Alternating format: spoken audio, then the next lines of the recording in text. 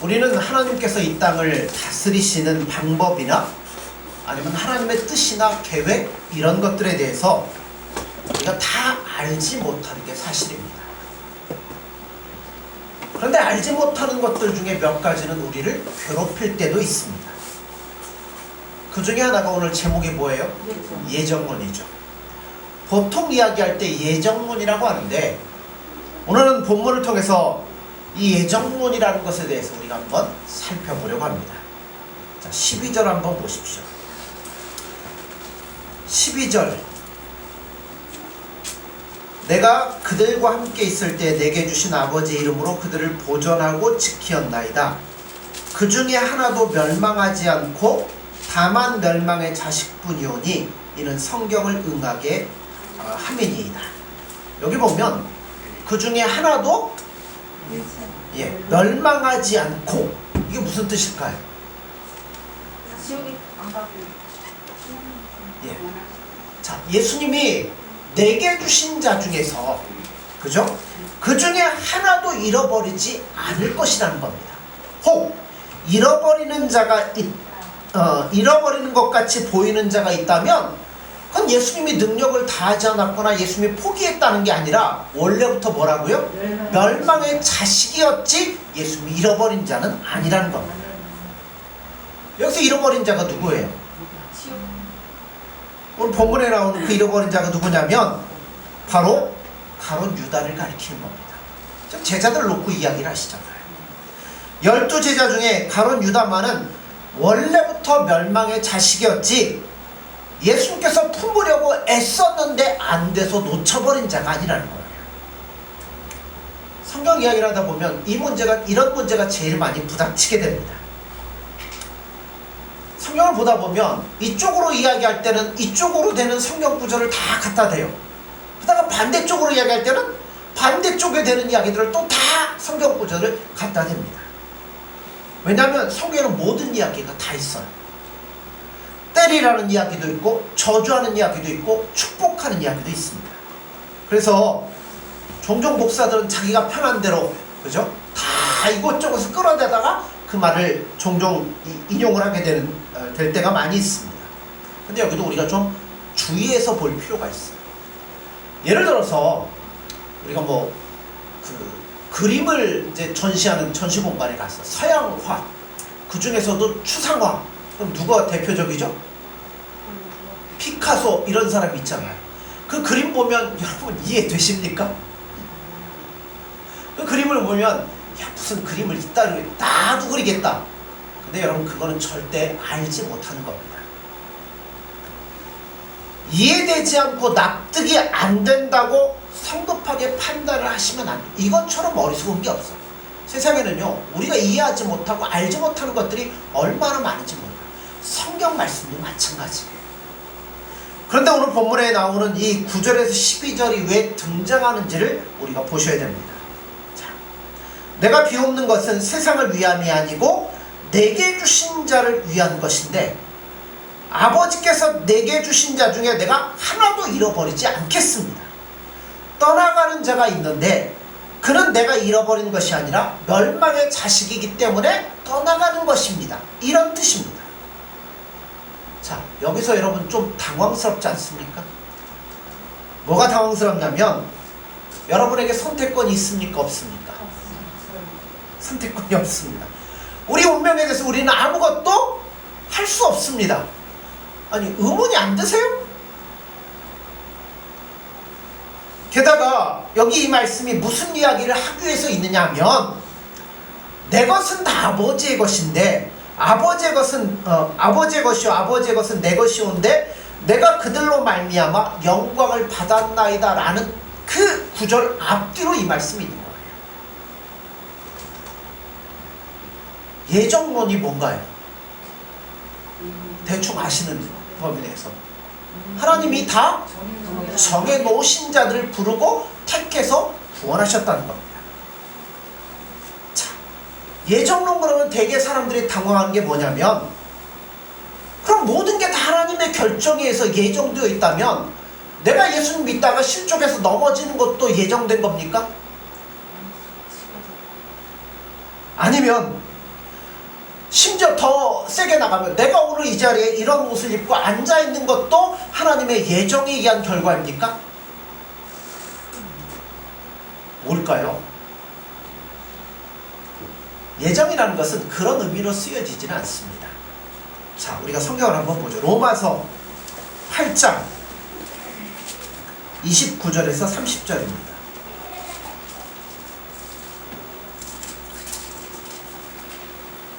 제가 갖고 있는 성경은 250쪽, 신약 로마서 250쪽 8장 29절에 30절입니다. 교독합니다. 하나님이 미리 하신 자들을 또한 그 아들의 형상을 본받게 하기 위하여 미리 정하셨으니 이는 그로 많은 형제 중에서 맏아들이 되게 하려 하심이니라. 또 미리 정하신 그들을 또한 부르시고 부르신 그들을 또한 의롭다 하시고 의롭다 하신 그들을 또한 영화롭게 하셨느니라. 예. 자, 여기서 미리 하나님께서 다 정하셨다는 말씀이 나와서 예정론이라는 용어를 우리가 쓰게 되고 그것을 믿습니다. 자, 성경 하나 더 볼까요? 에베소서 조금 더 넘어가셔서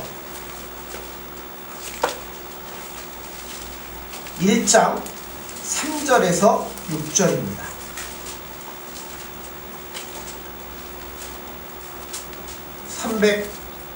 310쪽입니다. 에베소서 1장 3절에서 6절 우리 교독합니다.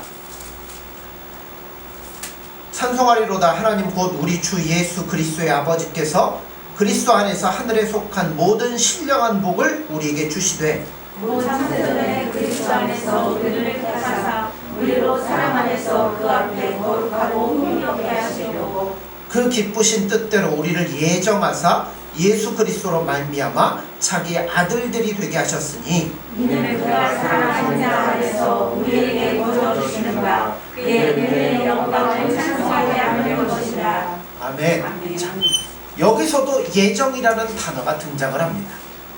예정이라는 말이 나오면 물고 늘어지는 이 질문들이 있는데 이게 얼마나 신비한 내용을 담고 있는가 하는 것보다는 이런 얘기예요. 자, 그렇다면 가론 유다도 뭐 한 거예요? 예정된 거죠. 어떻게 예정된 거예요? 예수를 믿지 않고 예수님을 팔아먹어서 지옥에 간 것은 그럼 누구 때문이에요? 하나님이 시켜서 한 거 아닙니까? 이렇게 질문하게 되는 거예요.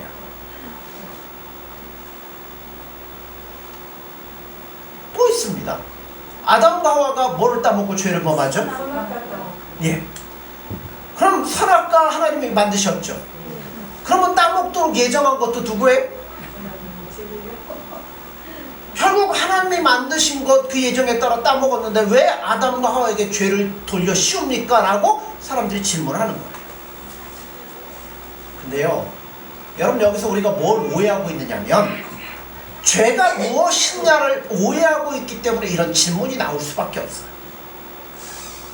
죄란 한마디로 얘기하면 하나님으로부터 도망가며 하나님으로부터 분리되고 하나님을 반대하는 것을 말합니다. 또한 죄란 진리에 대해서 관심도 없고 생명과 영혼에 대해서 관심이 없어요. 관심은 뭐밖에 없어요? 어떻게 하면 잘 먹고 내가 원하는 대로 살 것인가.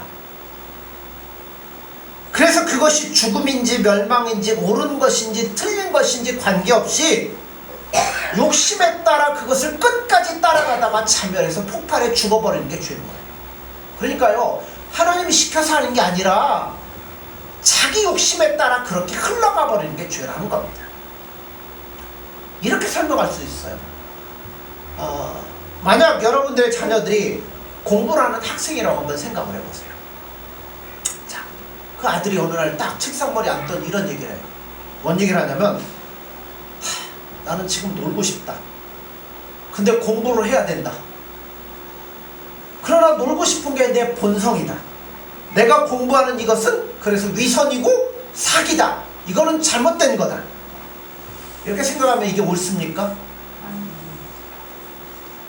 그래갖고 이 아이가 그래, 나 결심했어. 이거는 위선이야. 내 마음대로 할 거야. 그러면 여러분 뭐라고 하시겠어요? 에라 이놈 하고 머리통 한대 딱 쥐어받고 공부나 해. 여러분 그렇게 할 거 아닙니까? 그런 아이의 생각이 그 당시에는 맞는 게 아니죠. 그런데 여러분, 제가 왜 이런 이야기를 하냐면 종교적인 문제로 나아갈 때 사람들이 꼭 이렇게 한다는 거예요. 내가 오늘 교회 나오고 싶어서 나온 게 아니고 안 나오면 어떻게 된다고요? 나중에 저 영원한 지옥에 가니까 협박을 하니까 나오고, 아니면 가정의 불화를 방지하기 위해서 아내와의 사이가 안 좋아지니까 뭐 나오고, 뭐 이런 얘기가 있을 수 있어요. 그러나 마음속에는 뭐 하고 싶다고요? 사실은 나오고 싶지 않았다는 겁니다. 그래서 하나님의 말씀이 하나도 안 믿어진다는 겁니다. 그러니까 나는 여기 앉아있는 게 위선이고 사기야. 그러니까 나는 뭐 하겠다고요? 나가야지. 그럼 뭐라고 해야 돼요? 한 대 맞는 것밖에 없죠. 예수님이 맞때려서라도 돌이키게 하실 겁니다. 근데 그렇게 맞으면서도 내가 왜 맞아? 하나님이 잘못한 거지. 그렇게 가는 거는 결국 죄라고 성경은 말씀하는 거예요.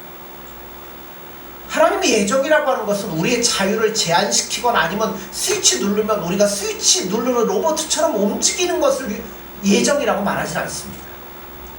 로마서 8장 29절이나 아까 읽었던 에베소서 1장 3절 이하의 말씀과 같이, 하나님은 지성을 가지신 분이기 때문에 어떤 일을 하실 때는 목표와 계획을 갖고 일하신다는 거예요. 에베소서 1장 3절 4절에 제가 다시 보면, 찬송하리로다 하나님 곧 우리 주 예수 그리스도의 아버지께서 그리스도 안에서 하늘에 속한 모든 신령한 복을 우리에게 주시되 곧 창세전에 그리스도 안에서 우리를 택하셨다고 그랬어요. 자, 택했다는 것은 너 이제 내가 누르면 누르는 대로, 단추 누르는 대로 움직여야 돼, 그게 아니라 택한 이유가 뭐 때문이라고요? 예, 우리에게 신령한 복을 준 뿐만 아니라 우리로 사랑 안에서 그 앞에 거룩하고 흠이 없도록 하기 위해서 우리를 예정하셨다는 거예요. 그 예정은 언제나 뭐가 따라오냐면 목표가 따라붙게 돼요. 그러니까 이렇게 불렀다, 뭘 하려고요? 이렇게 했다, 뭘 하려고요? 그 목표가 항상 따라붙게 됩니다. 로마서 8장 29절 우리가 아까 읽었잖아요. 하나님이 미리 하신 자들을 또한 그 아들의 형상을 본받게 하기 위하여 미리 정하셨다고 했어요. 자, 미리 하는 자들을 부르는데 누구를 닮게? 예수님을 닮도록 하기 위해서 우리를 예정하시고 불렀다는 거예요. 그래서 예수님 말씀하잖아요. 그렇게 아버지께서 내게 주신 자 중에 나는 하나도 잃어버리지 않고 다 구원해 내겠습니다. 예정을 받은 사람은 그래서 멸망을 하지 않습니다. 요한복음 6장 38절 39절에 보면, 내가 하늘에서 내려온 것은 내 뜻을 행하려 함이 아니요 나를 보내신 이의 뜻을 행하려 함이니이다. 나를 보내신 이의 뜻은 내게 주신 자 중에 내가 하나도 잃어버리지 아니하고 마지막 날에 다시 살리는 이것이니라. 그러니까 예수님은 그 일을 위해 오신 거예요. 미리 아신 자들을 놓치지 않고 다 구원해 내시려고 이 땅에 오신 겁니다. 자, 그럼 여기서 반대되는 질문이 나오겠죠.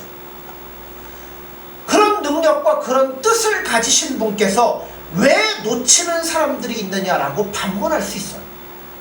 누구는 선택하고 누구는 놓치고 이러니까. 제가 아까도 얘기했죠. 그거는 놓친 게 아니라 처음부터 택함을 받지 않은 사람이라는 겁니다. 우린 택했고요, 저들은 택하지 않았기 때문에 그래요. 그럼 여기서 또 질문 나오겠죠. 어떤 질문이 나와요? 왜 안 택했습니까? 그 사람들은 왜 지옥에 가도록 내버려 뒀습니까? 사랑의 하나님이 어떻게 그럴 수 있습니까? 이렇게 나올 수 있어요. 왜 이런 질문이 자꾸 나오냐면 결국은 못 믿겠다는 겁니다. 아예 처음부터 믿고 싶은 마음이 없기 때문에 트집을 잡고 있는 거예요. 왜 그러냐면 우리 신앙에 있어서 제일 중요한 게 뭔가 하는 것을 놓치고 있기 때문에 이런 질문이 나올 수가 있습니다. 그 기초가 뭐냐면, 여러분들은 다 이해가 되셔서 예수님 믿으십니까? 논리적으로 설득당하고 이것이 옳다라고 생각해서 믿는 분은 아무도 없어요. 성경은 우리가 이해해서 믿었다고 말하지 않습니다.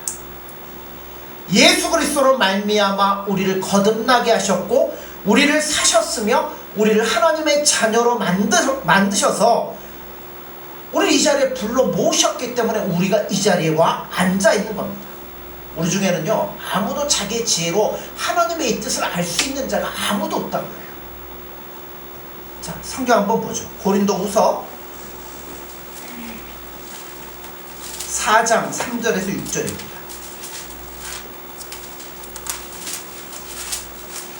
289쪽, 신약성경 289쪽, 고린도후서 4장 3절에서 6절입니다. 교독합니다. 만일 우리의 복음이 가리었으면 망하는 자들에게 가려진 것이라.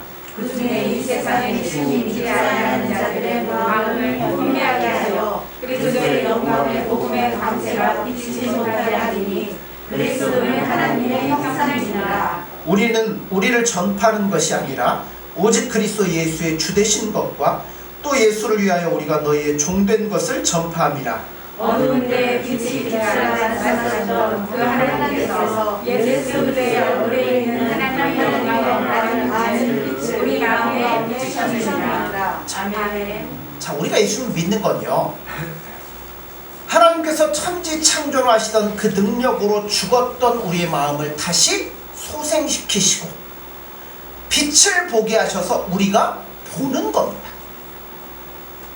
설득되고 납득되어서 그렇구나, 우리가 동의하는 것이 아니라 그냥 뭐 했다고요? 보게 되었다는 거예요. 그런데 우리는 자꾸만 어떤 시험 속으로 말려드냐면, 내가 이것을 본 것은 그래, 내가 어떤 논리 가운데 이걸 이해하고 이제 알게 되었고 이래서 내가 예수님 앞에 나왔구나 생각을 하고 있기 때문에 아무리 봐도 안 보인다고 얘기하는 거예요. 신자들의 신앙을 가장 방해하는 것이 바로 이건데요, 내가 모르는 것을 납득을 시켜주면 내가 화끈하게 예수를 믿겠습니다. 이것만 납득되면 다시는 죄를 안 짓고 참 신자가 되겠다는 겁니다. 근데 이게 안 되어서 못하고 있다는 거예요. 근데요, 그거 속고 있는 겁니다. 불신자들은 신앙이 납득이 안 되는 것이 아니라 뭐 하기 때문에요? 못 보기 때문에 못 믿는 거예요. 그런데 우리는 왜 믿느냐 하면 보니까 믿는 거예요. 여러분, 이 좋은 시간에 뭐가 답답해가지고 이 자리에 나와서 앉아 계십니까? 여러 가지 핑계를 댈 수 있어요. 뭐 아내 때문에 가정의 평화를 위해서 협박해서 여러 가지 핑계를 댈 수 있지만, 여러분, 우리가 뭐 심심해서 아내 잘해주려고 이러려고 나올 만큼 우리는 선한 자가 아니에요. 여러분은 분명히 마음 깊은 곳에 이 빛에 대한 감각이 있고 하나님에 대한 감각이 여러분 안에는 있다는 거예요.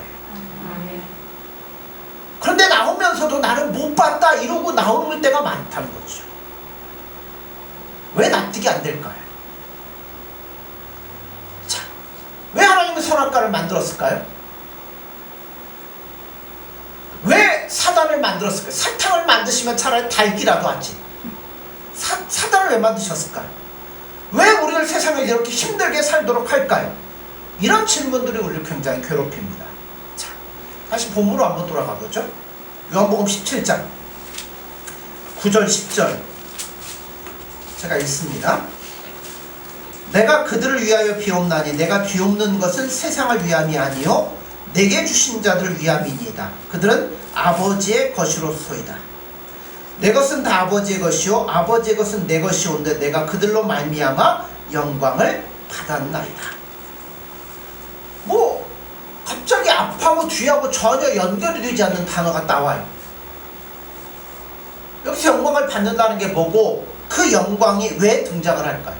제가 요한복음 17장 얘기하면서 처음에 영광이 뭐라고 그랬죠?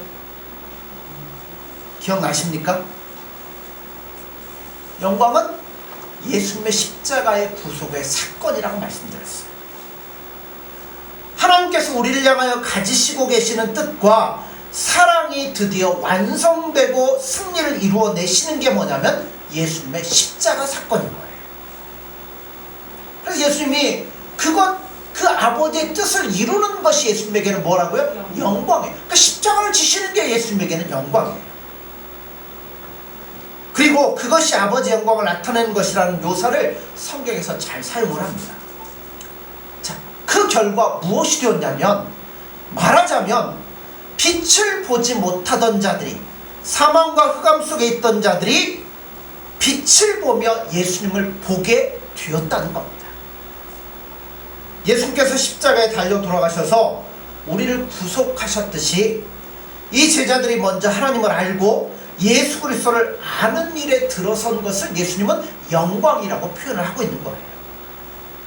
자, 그런데 보세요. 이 기도를 하고 나신 후에 어떤 사건이 벌어지냐면 예수님이 잡혀가시잖아요. 그래 제자들이 다 뿔뿔이 흩어집니다. 제자들 중에서는 제일 믿음이 좋다고 했던 베드로가 뭐래요? 예수님을 모른다고 3번씩이나 부인을 합니다. 자, 부활하신 예수님 목격했으면 잘해야 될 텐데 목격하고 다 어디로 가요? 고기 잡는다고 다 뿔뿔이 도망가 버렸습니다. 한심하기 짝이 없는 자들이죠. 그런데 그런 자들임에도 불구하고 제가 지난 시간에 지지난 시간에 말씀드렸나요? 그들이 하나님의 말씀을 다 이루었다고 말씀드렸잖아요. 그들로 하여금 예수님이 뭘 받았다고요? 영광을 받으신다라고 묘사를 하십니다. 만약 제자들로 하여금 예수님 영광을 받으려고 하면 예수님이 잡혀가려고 그럴 때 제자들이 뭐 해야 돼요? 다 앞에 서가지고 우리 선생님 어떻게 잡아가냐, 그러려면 나를 먼저 십자가에 못 박아라, 이래야 예수님 앞에 영광되는 거 아닙니까? 근데 그게 아니잖아요.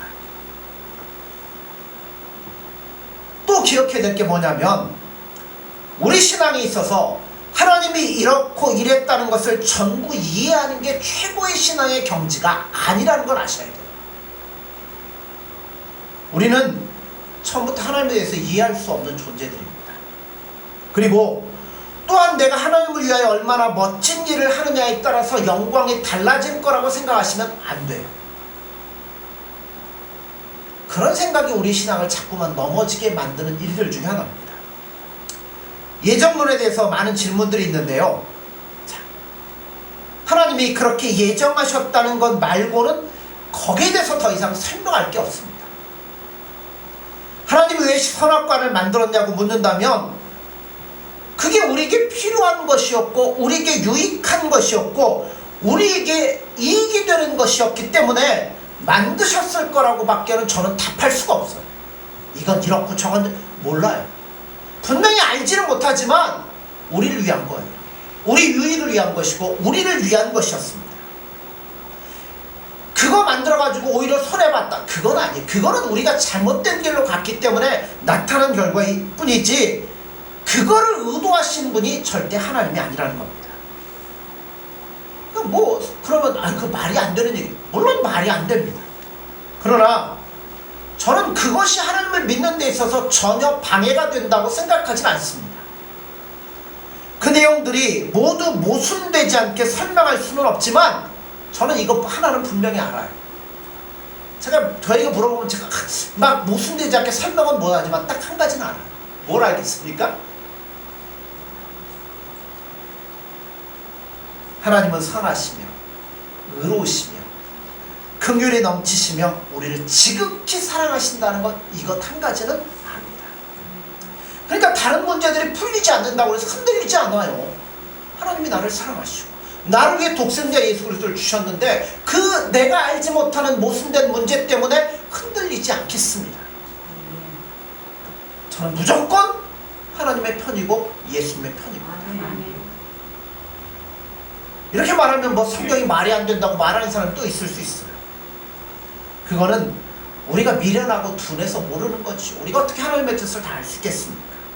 또 이에 대해서 하나님이 틀렸고 완전히 막무가내라고 말할지 모르지만 저는 하나님이 틀리지 않았다는 것에 이 손가락에 창을 치겠습니다. 그죠? 이렇게 하나님에 대해서 대한 신앙은 그 무엇으로도 여러분 방해를 받지 않습니다. 혹시 내 신앙이 부족하고 미련함이 있다고 할지라도 여러분 하나님께서는 결코 나를 버리지 않으십니다. 아멘. 우리가 그거 확실히 믿잖아요. 바로 이것이 우리 신자들의 힘인 거예요.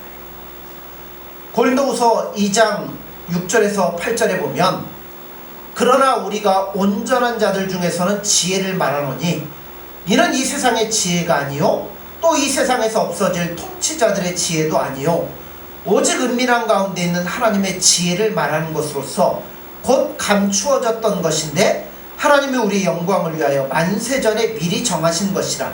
이 지혜는 이 세대의 통치자들이 한 사람도 알지 못하였나니 만일 알았더라면 영광의 주를 십자가에 못 박지 아니하였으리라. 우리 신앙에서 가장 중요한 핵심은요, 예수님이 누군지를 아는 거예요. 이게 영생이라고 성경은 말씀하잖아요. 그가 영광의 주라는 사실을 아는 겁니다. 왜 그것이 중요하냐면, 그런 질문은 마치 뭐냐면, 다이아몬드가 왜 보석입니까? 그런 질문하고 똑같아요. 다이아몬드가 왜 보석이라고 그럽니까? 보석이니까 보석이라고 그러는 거죠. 보석인 줄 아는 눈을 가졌다는 게 핵심인 거예요. 우리 같은 사람에게 다이아몬드 안 주면 아이고 감사합니다 그러죠. 돼지 앞에 갖다 주면 뭐예요? 씹다가 이거 먹지도 못하는 거 왜 줬냐고 뱉을 거 아니에요. 볼 줄 아는 눈이 있기 때문에 그게 소중한 겁니다. 왜 우리에게 예수님이 그토록 소중한 보석입니까? 그거는 우리의 영안이 열려서 보니까 아 이게 보석이라 그거를 알게 되는 거잖아요. 우리는 예수님이 누군지를 알고 하나님이 누군지를 압니다. 밭에 감추인 보화를 보면 이 사람이 어떻게 해요? 이게 진짜 중요하다는 거 아니까 전 재산을 팔아서 그 밭을 사지 않습니까? 그것처럼 우린 예수님이 누군지를 알기 때문에, 하나님이 누군지를 알기 때문에 여러분 보화를 본 거, 그럼 이제는 뭐 하겠어요? 그래서 우리는 우리의 생애와 전 진심을 바쳐서 그분을 삽니다. 그분을 매달립니다. 그리고 그분만을 사랑합니다. 왜냐하면 보아이기 때문에. 이것이 신앙의 핵심이에요. 그분에 내가 뭘 얼만큼 했느냐, 그거는 다음의 문제예요. 볼 줄 아느냐 못 보느냐, 이게 제일 중요한 겁니다. 그러나 조금 전에 본 고린도후서 4장 3절 4절에 이렇게 되어 있죠. 만일 우리의 복음이 가리었으면 망하는 자들에게 가리어진 것이라. 그 중에 이 세상의 신이 믿지 아니하는 자들의 마음을 혼미하게 하여 그리스도의 영광의 복음의 광채가 비치지 못하게 함이니 그리스도는 하나님의 형상이니라. 그러니까 불신자는 왜 못 봐요? 세상의 신이 그들의 마음을 혼미케 함으로 눈을 가려버려서 못 보는 겁니다. 저들은 하나님에 대해서 장님인 거예요. 빛은요, 야 빛은 뭐 투명하고 이렇게 하니까 이거다 말로 설명해서 빛을 압니까? 몰라요. 빛을 보려면 뭐 하면 돼요? 눈을 떠야 보는 거죠. 아무리 설명하고 아무리 해도 모르는 거예요. 근데 우리는 어떻게 된 거예요? 하나님이 예수님 우리의 마음의 문을 여셔서 그 빛을 보게 만들어 예수님이 누군지를 알게 하는 그 감각이 우리 안에 살아있는 거예요. 아멘. 어떤 사람은 이게 선명하고 어떤 사람은 알면서도 뭐 이럴 수 있지만 알기 때문에 이 자리에 우리가 나와 있는 거라는 겁니다. 이게 불신자와 신자의 가장 중요한 차이점입니다. 우리는 지금 신령한 것을 보고 하나님을 보고 진리를 보고 생명을 본다. 그러니까 이게 우리에게서 가장 큰 뭐냐면 자랑거리예요. 이게 기쁨이죠. 빼앗길 수 없는 신앙의 핵심입니다. 그 신앙은 여기서부터 시작이 되고 출발이 되는 거예요. 예수님은 그래서 그가 하신 모든 사역을 이제 제자들에게 다 맡기십니다. 근데 맡길 때 보세요. 맡길 때 제자들을 무슨 능력 있게 만드는 것도 아니고 힘을 주지도 않았어요. 그렇다고 훈련을 빡시게 해갖고 한 것도 없어요. 딱 준 게 하나 있다면 뭐 했어요? 눈을 열어서 예수님을 보게 만들었고 그 생명을 그들 안에 심어서 어떤 것에도 흔들리지 않게 만들어 주신 겁니다. 그러니까요, 자, 눈을 떴어요. 길거리 다닐 때 어떻게 했어요? 감은 사람에 비하면 잘 알죠. 횡단보도 어디 있는지 알죠. 절벽 있으면 뭐예요? 피해가고 강이 있으면 돌아가고 안 빠지는 거죠. 여러분, 우리가 예수님을 봄으로 말미암아 우리가 자동적으로 이렇게 갈 수 그리스도 안에서 계속 커가도록 주님께서 일하시며 역사하는 겁니다. 그게 우리들에게 허락이 된 거예요. 보니까 그렇게 할 수 있는 거예요. 아, 이게 아니구나. 예수님이 옳구나. 보니까 그 길을 향하여 가도록 만드신 거예요. 그럼에도 불구하고 나는 아직도 이해가 잘 안 되고 뭐 이렇게 말씀하는 분들이 있습니다. 근데 그건 이해가 안 되는 게 아니에요. 내 마음이 세상적으로 가고 싶기 때문에 그렇게 생각을 하는 겁니다. 죄 짓는 인생이 더 재미있기 때문에 내가 실제로 가지고 있는 생명과 그 생명이 요구하는 그 어렵지만 그 길을 걸어가기보다는 내 마음이 끌리는 쪽으로 가려다 보니까 이런 질문을 하게 될 수밖에 없다는 겁니다. 사람은 그렇게 생겼어요. 어떻게 해서 내가 원하는 것에 그냥 마음을 묻고 그걸로 가고 싶은 마음들이 너무나 많기 때문입니다. 그러므로 여러분 그런 자리에서 돌이키셔야 되는 거예요. 그리고 이제 하나님께 대하여 핑계나 대고 의문만 제기하는 신자가 아니라 하나님을 본 그대로 사랑하는 신자가 돼야 돼요. 주님을 사랑하는 신자가 어떻게 되는지 여러분 아십니까? 자, 성경을 보시죠. 구약성경 시편 91편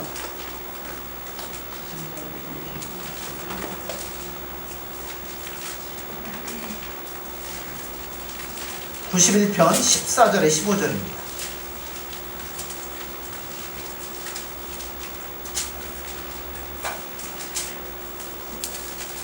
(871쪽입니다) 91편 14절 15절.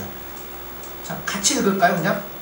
하나님이 이르시되 그가 나를 사랑한즉 내가 그를 건지리라. 그가 내 이름을 안즉 내가 그를 높이리라. 그가 내게 간구하리니 내가 그에게 응답하리라. 그들이 환난 당할 때에 내가 그와 함께하여 그를 건지고 영화롭게 하리라. 아멘. 자, 예수님을 사랑하는 자들에게 예수님이 이와 같이 하신다는 거예요. 예수님을 믿는다는 것은 달리 말해 예수님을 아는 자라는 겁니다. 본 자들이라는 거예요. 여러분, 우리가 우리를 속일 수는 없어요. 왜 하나님께서 계심을 보고 알면서도 속입니까? 그거는 죄 짓는 것이 더 좋기 때문에 스스로를 속이는 겁니다.